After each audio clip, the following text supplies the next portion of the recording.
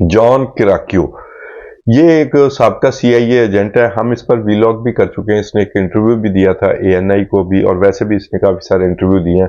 In regards to your demand for an apology, I wipe my ass with your demands for an apology. Well, the response of that was even more hilarious from John Kiriakou. He said he did not apologize. He instead sent a blistering email reply to the PTI leadership. I wiped my $, with your demands for an apology. ऐसी condition में CIA के officer ने उस letter का जवाब दिया कि तुम्हारा जो लेटर है ना, उसको मैंने डैश साफ करने में यूज कर लिया है, मतलब बकायदा एज अ टॉयलेट पेपर। जो उसने पाकिस्तान के खिलाफ एक बयान दिया था, पाकिस्तान के हवाले से पाकिस्तानियों को खबरदार किया था कि जी 1 और 5 का मुकाबला है, और पाकिस्तान की अगर इंडिया के साथ जंग हुई तो मैं उसे बता देना चाहता हूं कि पाकिस्तान को बुरी तरह शिकस्त होगी। और ये नॉन कन्वेंशनल वॉर की मैं बात नहीं कर रहा, मैं तो ये कन्वेंशनल आम जंग के हवाले से कह रहा हूं कि इंडिया आपको बहुत मारेगा, पाकिस्तान को तबाह कर दिया जाएगा। Modi साहब has gone to South Africa, which is where the summit is being held, and Trump साहब is boycotting. इंडिया जो वहां पे जा रहे हैं ना, इंडिया बेसिकली अपने अफ्रीका से ताल्लुकात बेहतर करने जा रहे हैं।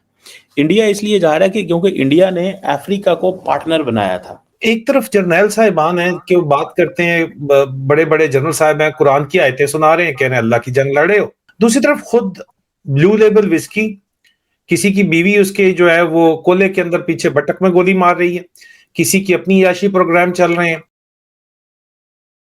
नमस्कार दोस्तों, सबसे पहले जो कल दुबई में हुआ उससे हम सबका दिल दुखा है। हमारे brave wing commander Namansh Sial ji वीर गति को प्राप्त कर गए। भगवान उनके परिवार को शक्ति दें। दोस्तों, यह एक बहुत ही अनफॉर्चुनेट सा मोमेंट था, लेकिन कल हमने एक वीडियो देखी जिसमें कुछ पाकिस्तानी हमारे फाइटर जेट को क्रैश होते देख मजाक उड़ा रहे थे। अब इन नमूनों से और हम एक्सपेक्ट भी क्या कर सकते हैं। हमें तो बहुत शर्म भी आती है कि एक ऐसा देश हमारा पड़ोसी है जो इस तरह के हादसे में भी हंस रहा है।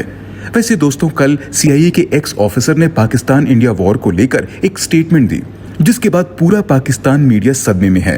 उन्होंने कहा कि पाकिस्तान इंडिया को किसी भी कन्वेंशनल वॉर में नहीं हरा सकता। उनके स्टेटमेंट सुन पाकिस्तानियों ने उन्हें एक लेटर लिखा, जिसके रिप्लाई में उन्होंने कुछ ऐसा कहा जो हम आपको यहां नहीं बता सकते।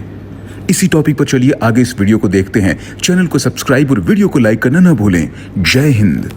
जॉन किराक्यू, ये एक साबका सीआईए एजेंट है। हम इस पर वीलॉग भी कर चुके हैं। इसने एक इंटरव्यू भी दिया था एएनआई को भी, और वैसे भी इसने काफी सारे इंटरव्यू दिए हैं। इसको पहले फारिग कर दिया गया था सीआईए से। ये वो विसल ब्लोअर था जिसने अबू जुबैदा पर तशद्दुद के हवाले से कहा था कि वो वाटर बोर्डिंग वाला मामला और तशद्दुद करके जो है ना लोगों से इतराफी बयान लिए जा रहे हैं, और ये अमरीकी इक़दार के खिलाफ है। पता नहीं कौन सी अमरीकी इक़दार है। अमरीकी इक़दार क्या है, छोड़िए इन बातों को। अगर वाकई इस दुनिया में कभी कोई फेयर चीज़ हुई तो आप देख लें कि जंग अजीम से लेकर हिरोशिमा नागासाकी से लेकर अब तक ये सारे के सारे अमरीकी सदर किसी न किसी वॉर क्राइम पर फांसी पर चढ़ जाए। तो इक़दार तो बेसिकली ये है। तो खैर उस तशद्दुद पर उसने, ये तो खैर उनकी सोसाइटी में आज़ादी है कि उन्होंने आवाज़ उठाई, उसकी उसने सज़ा भुगती।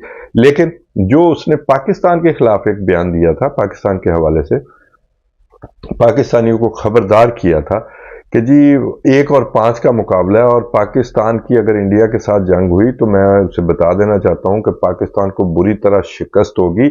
और ये नॉन कन्वेंशनल वॉर की मैं बात नहीं कर रहा, मैं तो ये कन्वेंशनल आम जंग के हवाले से कह रहा हूं कि इंडिया आपको बहुत मारेगा, पाकिस्तान को तबाह कर दिया जाएगा।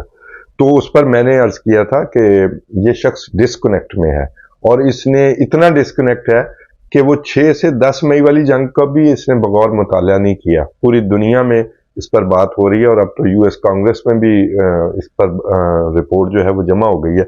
मामला लेकिन ये नहीं है। उसने एक और नया ड्रामा शुरू कर दिया। उसने कहा जी मेरे जो कौंसल है, ये वकील है, उसने मुझे कहा कि आप अपना प्रोफाइल लो रखें और कहीं बाहर आने जाने से पहले अपना ख्याल करें, क्योंकि आप पर कोई कातलाना हमला हो सकता है। धमकियां मिल रही हैं, उसने कहा मुझे पाकिस्तान की तरफ से, और वो पाकिस्तान की तरफ से धमकियां उस बयान के खिलाफ मिल रही हैं। कत्ल की धमकी का उसने जिक्र किया है। और इसमें जो अगली खबर है वो बड़ी अजीबोगरीब है। कि पीटीआई की तरफ से, पीटीआई के लोगों की तरफ से उसे कत्ल की धमकियां मिली हैं और पीटीआई के जो सदर हैं उन्होंने खत लिखा है जॉन किराकियो को और इस हवाले से माजरत तलब की है जो उसने पाकिस्तान के खिलाफ, ये जो मैं बयान का तस्करा कर रहा हूं, उस पर माजरत तलब की है। अब पीटीआई के सदर कौन है? वो है चौधरी परवेज इलाही।